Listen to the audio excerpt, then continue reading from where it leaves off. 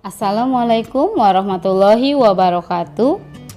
Halo anak-anak, apa kabar hari ini? Ibu berharap kalian selalu dalam keadaan yang sehat, keadaan yang baik, dan tetap terjaga semangat belajarnya. Ayo anak-anak, sebelum kita memulai pembelajaran hari ini, mari sama-sama kita awali dengan membaca doa belajar. Yuk kita baca sama-sama. Bismillahirrahmanirrahim. Rabbi zidni ilman warzuqni fahman. Ya Allah, tambahkanlah ilmuku dan pertinggikanlah kecerdasanku. Amin. Shadaqallahul azim. Mudah-mudahan pembelajaran yang hari ini akan kita pelajari dapat bermanfaat bagi kalian dan bisa menambah ilmu. Materi kita untuk hari ini adalah tema 7, kebersamaan, subtema 1, kebersamaan di rumah, pembelajaran pertama. Ayo anak-anak, kita belajar dengan penuh semangat ya. Kebersamaan. Siti tinggal bersama keluarga. Di rumah Siti ada ayah, ibu, Siti dan Ali. Mereka sering makan malam bersama. Ayah Siti sering bercerita usai makan malam. Siti dan Ali menyukai cerita binatang. Siti anak yang rajin di sekolah. Di sekolah, Siti dan teman-temannya hidup rukun. Beberapa kegiatan di sekolah dikerjakan bersama. Siti sering bermain dengan teman. Mereka saling menghormati. Selanjutnya, ayo perhatikan gambar berikut ini. Berikut ini adalah gambar kebersamaan di rumah. Suasana kebersamaan di rumah Siti pada hari Minggu. Ayah, ibu, Siti dan Ali berada di depan rumah. Siti dan Ali sedang memberi makan ayam. Ayah membersihkan selokan, sedangkan ibu menyapu halaman belakang rumah. Seusai bekerja, mereka makan bersama. Kebersamaan di rumah Siti. Ayo kita mengamati. Ayah Siti pandai mendongeng. Siti sangat suka dengan dongeng. Hampir setiap minggu ayah Siti mendongeng. Seusai mendongeng, ayah Siti menceritakan isi dongeng tersebut. Banyak sekali contoh yang baik dalam dongeng. Ayo anak-anak, kita bercerita. Dengarkanlah, ibu akan membacakan sebuah dongeng yang berjudul Kecerdikan Menumbuhkan Kebaikan. Di sebuah gurun pasir, hiduplah ular dan tikus pasir. Sebenarnya ular sangat ingin memangsa tikus, sedangkan tikus selalu berusaha mencari akal agar ular tidak lagi berniat memangsanya. Saat itu ular sangat lapar, padahal ia sedang tidak mempunyai sedikit pun makanan. Sedangkan tikus yang berada tidak jauh dari ular sedang asik melahap makanannya. Ular merasa tidak senang melihat kelakuan tikus. Kata ular, "Dengarkanlah ucapanku, wahai tikus yang angkuh. Aku pasti akan mendapatkan tubuhmu yang mungil dan lezat itu." Hei ular, berusaha dan bekerjalah. Jangan hanya berani mengancam. Kalau hanya mengancam, seekor semut pun bisa, jawab tikus. Sang ular marah mendengar ejekan tikus. Ia lalu kembali ke sarangnya dengan perut yang lapar. Sedangkan tikus masih lahap dengan makanannya. Waktu terus berjalan, tetapi ular tidak juga menemukan makanan. Ia juga enggan untuk keluar dari sarangnya. Sementara itu, tikus sudah lelap dalam sarangnya. Ular yang masih dalam keadaan lapar segera mengendap-endap mendekati sarang tikus meskipun ia masih sangat kesal terhadap tikus. Dan kini ular telah berada di sisi tikus yang sedang tidur pulas. Kata ular, "Hei tikus, aku sudah berada di sebelah dan siap untuk menyantapmu." Tikus segera terbangun dari tidurnya. Sambil berpura-pura menguap, ia mulai memutar otak agar bisa lolos dari cengkraman sang ular. Kata tikus, "Tenang dulu ular sahabatku. Kalau kau ingin memakanku, kau harus berpikir dulu.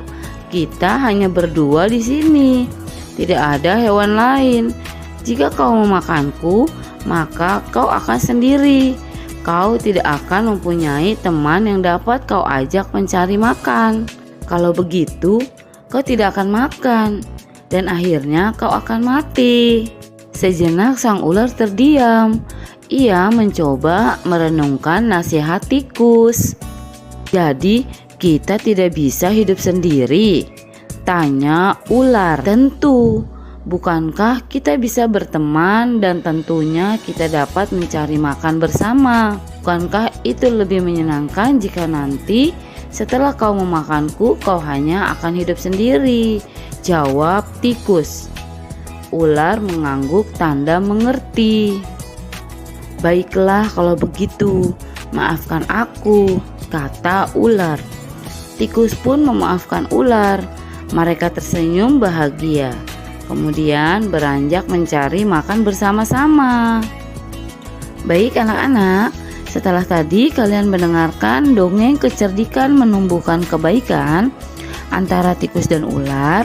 Selanjutnya ayo jawablah pertanyaan di bawah ini. Jawab sesuai dongeng yang kalian dengar.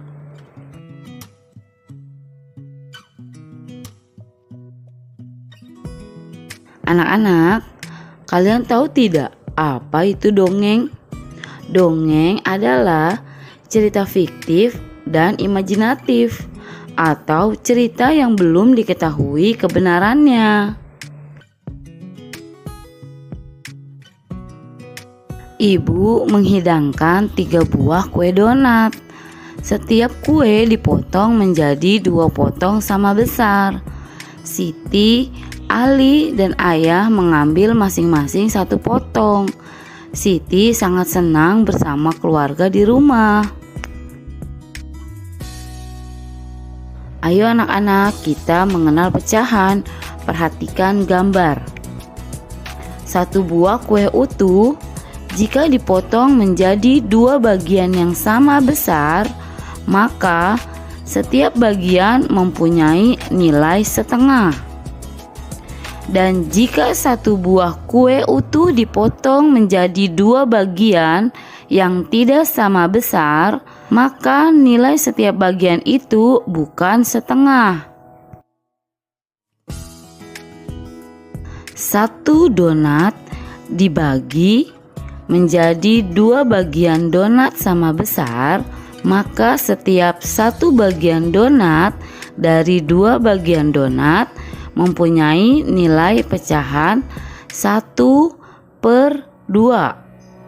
Pecahan ini dapat dibaca setengah atau 1/2.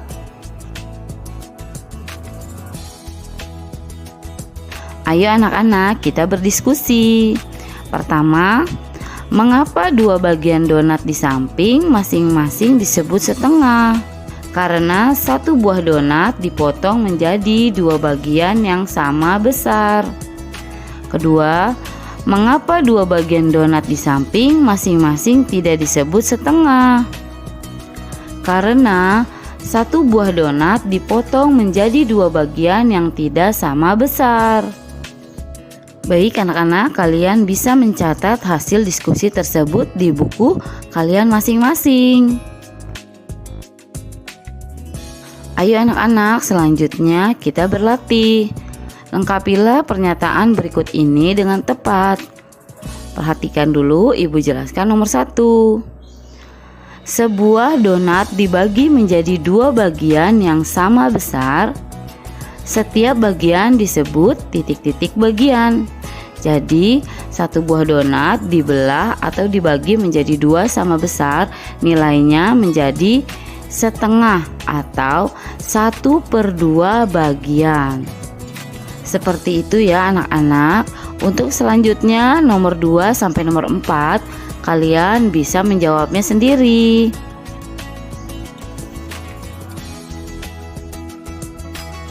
Selanjutnya, arsirlah setengah bagian dari gambar berikut ini. Perhatikan contoh nomor 1. Jadi, setengahnya kita arsir seperti ini. Yang kita arsir atau yang kita beri warna atau yang kita garis hanya setengah bagian dari gambar tersebut. Oke, untuk selanjutnya nomor 2 sampai nomor 6, kalian bisa mengarsirnya sendiri.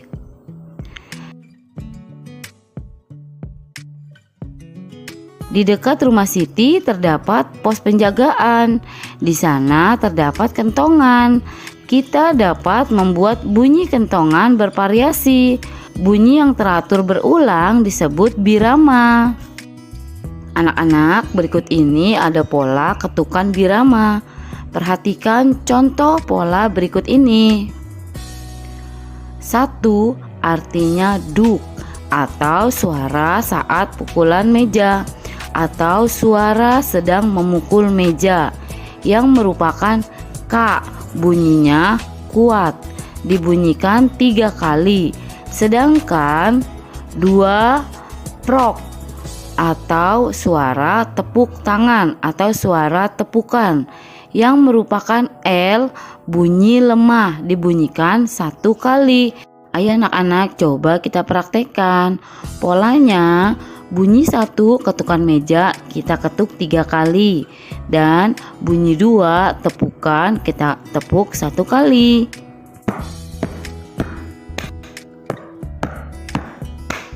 Jadi seperti itu anak-anak bunyinya. Kalian bisa mencobanya.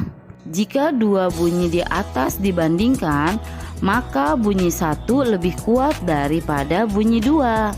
Tadi bunyi 1 apa anak-anak? Yaitu suara pukulan meja. Selanjutnya ayo kita berlatih. Jawablah pertanyaan-pertanyaan berikut ini. Ayo kita mencoba. Coba kamu menyanyikan lagu Cicak dengan iringan bunyi kuat dan bunyi lemah. Bunyi kuat ada di bagian depan. Beberapa irama dapat digabungkan, misalnya irama dari kentungan dan tongkat kayu yang dipukul. Kalian juga dapat membuat irama dengan memukul meja dan tepuk tangan. Ayo anak-anak, coba kalian nyanyikan lagu Cicak dengan diiringi irama tersebut. Cicak, cicak di dinding, diam-diam merayap. Datang seekor nyamuk, hap, lalu ditangkap. Kalian bisa mencobanya di rumah. Selamat mencoba anak-anak.